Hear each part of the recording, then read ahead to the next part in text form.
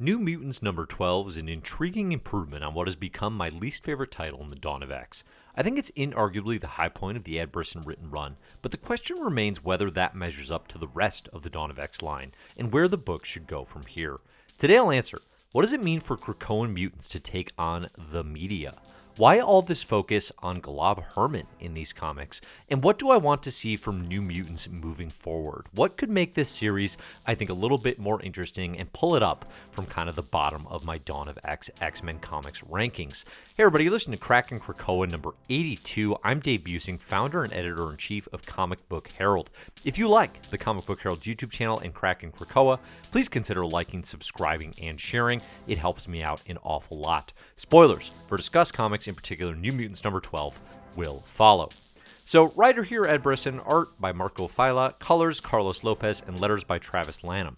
I haven't really talked about New Mutants since Hickman and Rod Reiss wrapped up their space adventure in New Mutants number 7.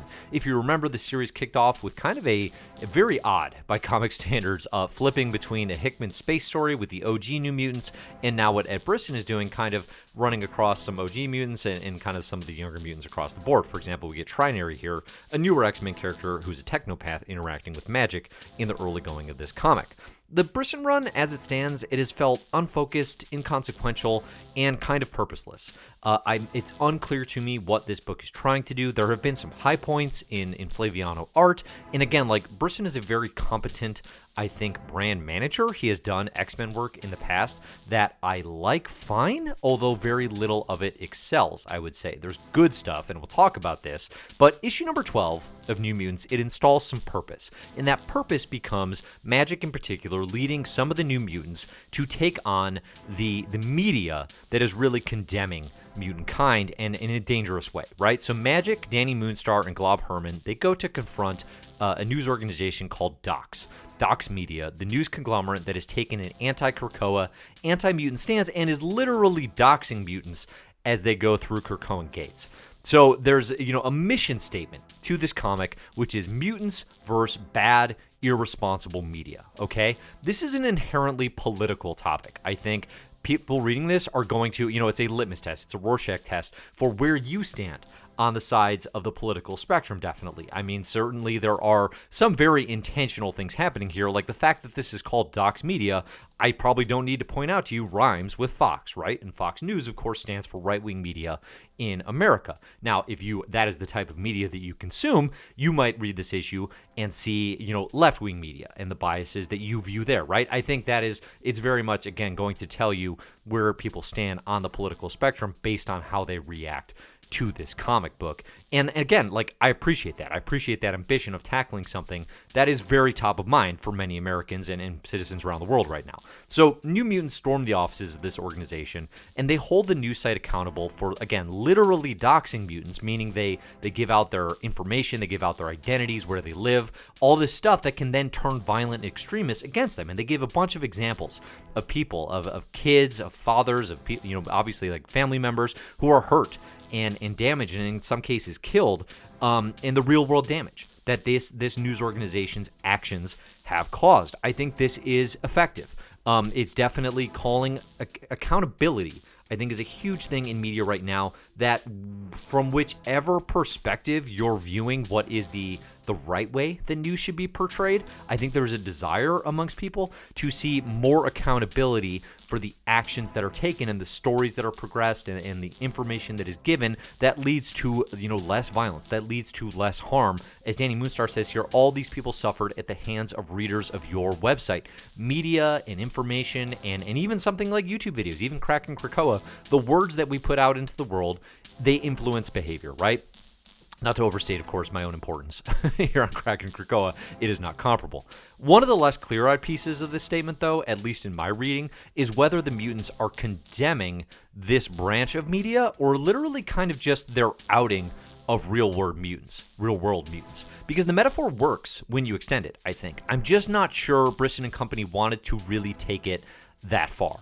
As Magic says to the owners of Docs, you may not be the gun, but you provide the bullets. I think this is a great distillation of the harm and the damage that media organizations can cause, right? And that hate, spreading hate and fear can cause in the world, right? It extends beyond the doxing. I think like the literal doxing of mutants and giving people their home address and giving people the names of mutants, that is so clearly beyond the pale. That is so clearly condemnable, I think, in a way that comics highlight.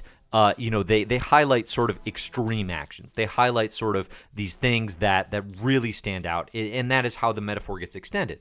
That is super obvious to me. But the actual condemnation of hateful rhetoric that causes violence can be more subtle. It can be more nuanced, definitely. Just putting out having a website that is constantly putting out anti-mutant fervor, that alone is damaging and worth condemnation. So, and of course you're going to get the responses of the owner here saying, well, it's freedom of speech. I can say what I want. And Magic is able to, because they put out these literal doxed lists, which is, again, absolutely despicable. When you post names, addresses, photos, you don't get to feign innocence. But my question there is, well, what if you don't?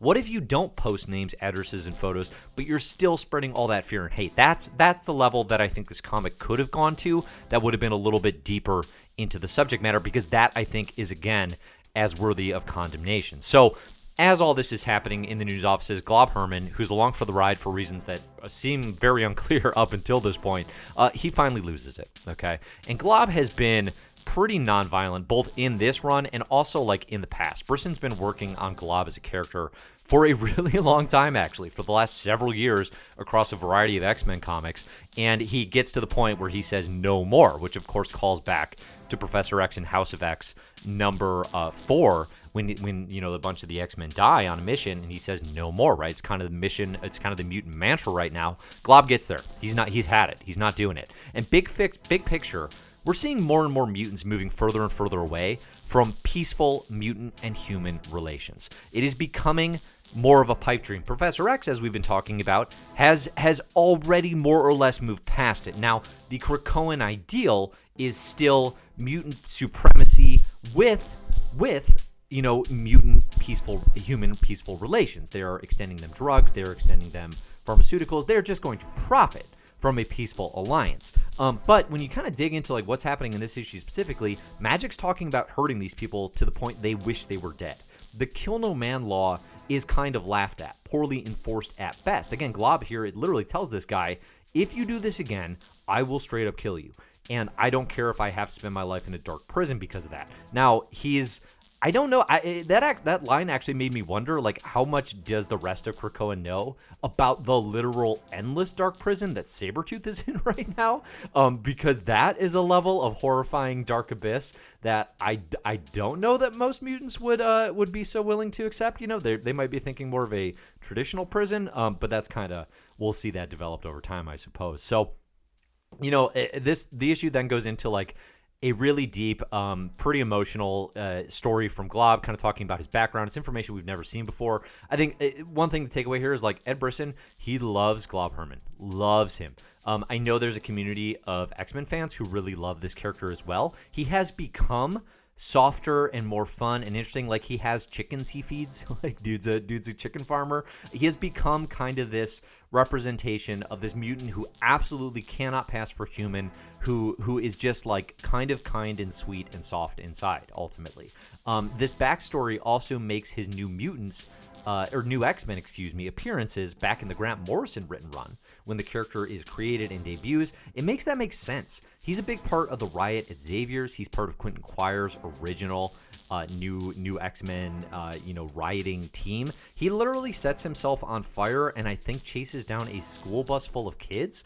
Like, dude engages in some very hostile behavior towards humankind, and we see here, like, where does all that anger come from?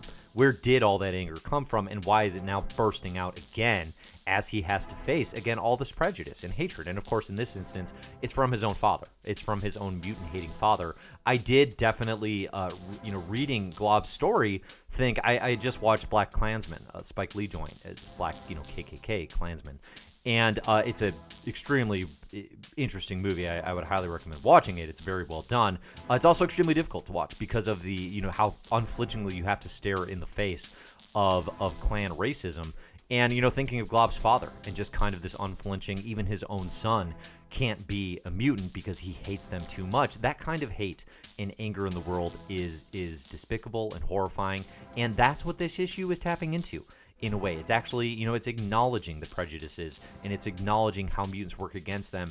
And I think this is what makes the issue so much more memorable than a lot of what has come before. It's a big part of the X-Men's and New Mutants central kind of thesis statement about what they're working against. Feared and hated is something they are always working against. So I appreciate what New Mutants is trying to do here.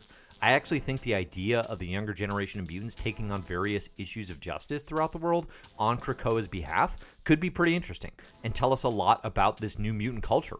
That would be a series that I would be very invested in, even if it's like, short 2-issue stories or even these kind of one-shots, different members of the New Mutants, of the younger generation, taking on issues piece at a time, because here we get a magic story taking all this stuff on, and then we get Glob as a central component. Dani's around and she gets a few good lines, but it's not really honing in on her character.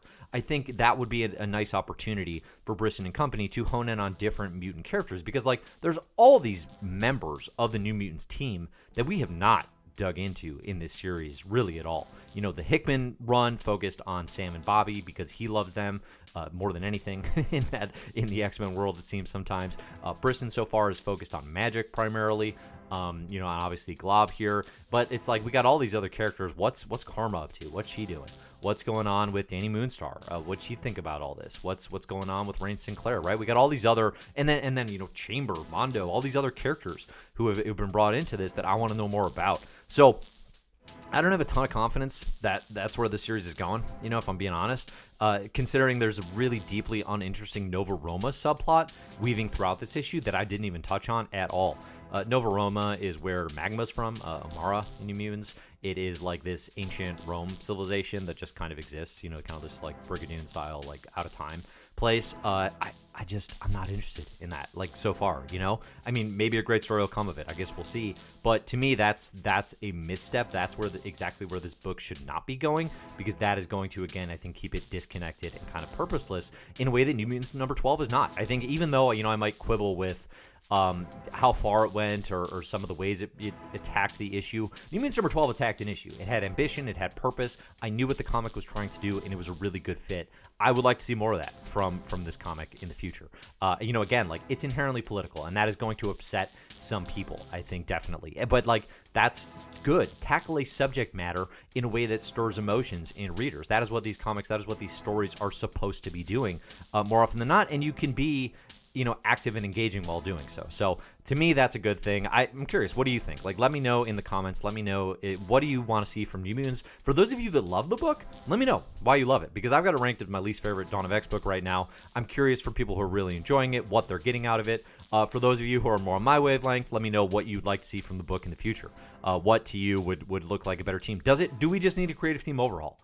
I think is a question we have to ask here as well. Again, I mentioned up front, Ed Brisson, I respect the heck out of the writing and the craft. He's done good work. I really like what he did with Shark Girl and Glob in the Old Man Logan series. But I personally have not read anything by him that has really knocked me out of my chair.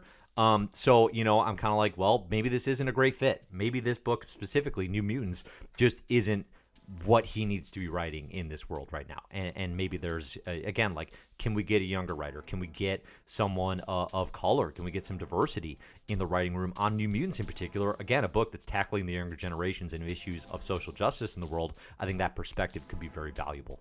So, all right. Thanks, everybody, for listening. This is my review of New Mutants number 12.